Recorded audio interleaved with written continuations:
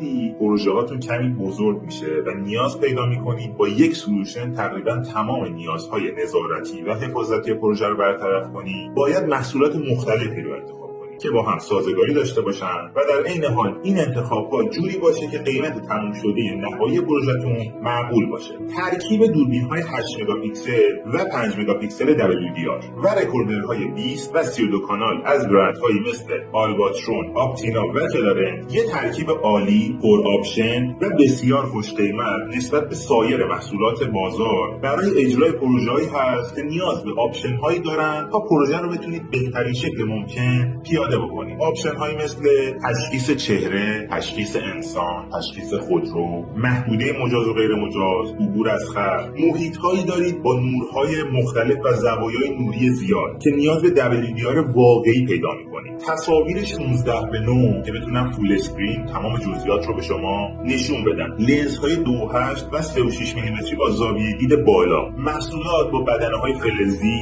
استانداردهای IP67، مجهز به پیویی هوشمند، تصاویر 24 ساعته رنگی با دید در شب‌های متراژ بالا، فشرده‌سازی HD265، در کنارش دستگاه‌های 20 و 32 کانال با پهنای باند بالا، پشتیبانی از رزولوشن‌های تا 8 مگاپیکسل برای ذخیره و بازپخش، خروجی 4K، مجهز به هوش مصنوعی مجزا برای پیاده‌سازی پارامترهای هوشمند بدون نیاز به دوربین‌های هوشمند و سرورهای انتقال تصویر داخلی و خارجی، پشتیبانی از پروتکل‌های اختصاصی با برندهایی مثل داهوا، هایت ویژن، مکسرون و البته پروتکل آنوی و کلی آپشن دیگه که خیالتون رو برای راه اندازی پروژه کاملا راحت